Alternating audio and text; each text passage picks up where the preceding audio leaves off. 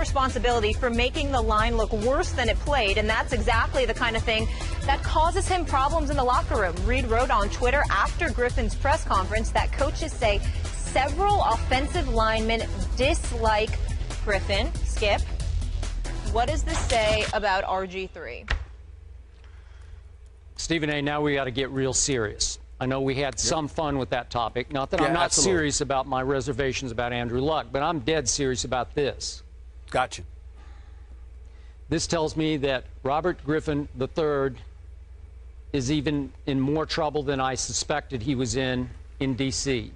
We've heard bits and pieces about this come out before, about how some teammates in that locker room, we have been told, reportedly had issues with the me in RG3. All the self-promotion, the brand promotion, sometimes the blame deflecting. And it rubbed them the wrong way. It alienated some. You have emphasized the incident, was it 2 years ago in the Philly game? Remember that, when none of his teammates would help him up? And finally one of the Eagles reached down and said, I'll give you a hand and help you up. Wow.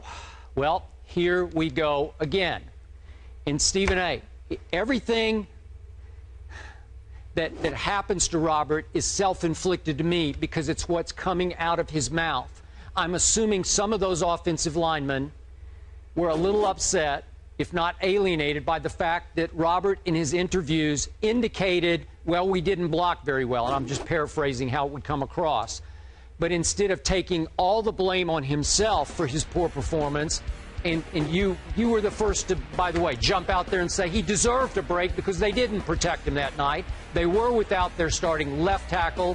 What is he, a two-time Pro Bowler, and Trent Williams? He came back to practice this week. I'm not sure if he's going to be able to play on a sprained foot, so that could put RG3 in jeopardy again, obviously, tomorrow night in Baltimore against those not in such a good mood Ravens at this point.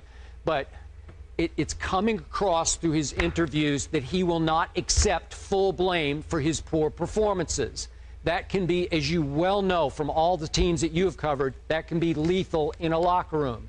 Everything keeps coming back to what Robert says. I keep saying, stop talking. You need to put your, so to speak, money where your mouth is, your performance where your mouth is. You need to let your actions speak. From here on, you don't need to speak much at all. But he insists on speaking, even though they're trying to curtail it to just once a week. Yep. And yet, in his once this week, Stephen A., I'm probably reading between the lines, but Robert threw out this cryptic reference to how he didn't even know he had a concussion, that he went in after he got hurt, and they pulled him finally after he got rocked. He said, I took a shower and I was preparing to watch the rest of the game in the locker room, and they came in and told me, oh, we need to enforce the concussion protocol here. And he dropped the hint publicly that they say I had a concussion when maybe I didn't have a concussion.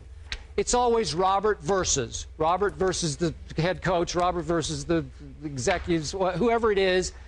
It's always drama, daily drama and crisis with RG3 instead of daily performance by RG3. So, again, this is just another indication to our point yesterday, thanks to Joe Theismann, that tomorrow night in Baltimore is going to be the biggest game of Robert Griffin III's career.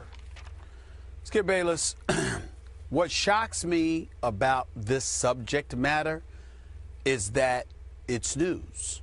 Because as we've watched this offensive line, have they been anything short of offensive? I mean, true, I agree. Let's take into consideration. What I would say to you is that let's be careful about accusing them, however, of intentionally being negligent in their responsibilities. They just may not be very good. This is a team that gave up true in RG3's 9 starts last year, 7 starts last year, 9 games he played, he was sacked 33 times. 33 times in 7 starts, okay? 9 games overall, 7 starts. But then you look down, Skip. Colt McCoy played 5 games. Yep. Started 4. He was sacked 17 times. Overall, the Redskins gave up 58 sacks last year. Do you know how sorry you have to be to give up 58 sacks? I don't care if the quarterback is holding on to the ball too long because he's shopping for Christmas presents, sitting there ordering Thanksgiving dinner to be catered, chilling out, calling his woman and saying, "What's up, baby? I miss you." I don't care what he's doing. 58 sacks? You know how bad you have to be to give up 58 sacks? I mean, Molly, can I get an amen? I mean, good Lord. Amen. 58 sacks? You've got to really stink up the joint to give up that many sacks. So again, that's right, be a witness. Amen. The point is this. If you're going to give up that many sacks, it's hard for me to say that, oh, you got an issue with RG3. You might just have an issue with doing your job because it's just too damn challenging because you clearly ain't good at it as a unit. Now, when it comes to RG3, you're right, Skip Bayless.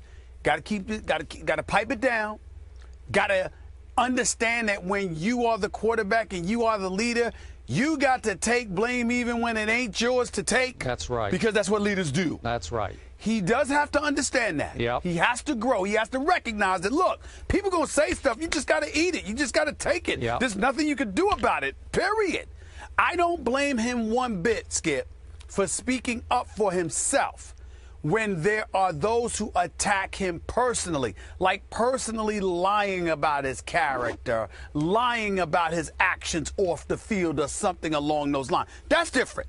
No, you can't let that happen if you can avoid it. You got to speak up for yourself. But when it comes to issues on the football field, he's got to eat it. That's what he has to learn to do. But I don't think that we're in a position to accuse the offensive line of being, of messing up on purpose when it comes to RG3. They just stink. And we ain't talking about Trent Williams, of course, but he is a part of that line. But they just stink. They have to do a better job. It's that simple. Okay, I hear you, but I think we're together on this bottom line point. If you're the quarterback, you can't even suggest publicly that they stink. It Totally. won't fly in the locker room. It does you zero good to even suggest that they're not very good. So we have to take that into account.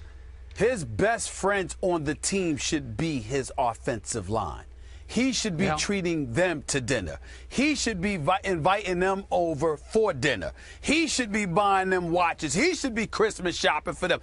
Take care of those who take care of you. That's a cardinal rule in every facet of life. Yeah, even if they don't take care of you. That's right. And again, I'm going to reiterate my point. He was without his left tackle, who's pretty good, in Trent Williams. I'm not sure. It's unknown yet whether Trent will try to play tomorrow night. If he doesn't, RG3 might have another legit, valid excuse. But you can't make it after the game if you stink it up. That's the point. We agree. Yeah. We agree there. I know I'm Captain Obvious here, but the guy needs a change of scenery. I agree with that. RG3 versus everybody. That should be the T-shirt. Is that game on national TV Saturday? Do we know? Yeah, I think so. Saturday, 7:30. Okay. If it's not, I'm still gonna find it. Yes, we will find it. Not. I looked, but I could be wrong. We'll try against the Ravens. We'll all be watching that one. Moving on, though, Pittsburgh now has to deal with another suspension this season.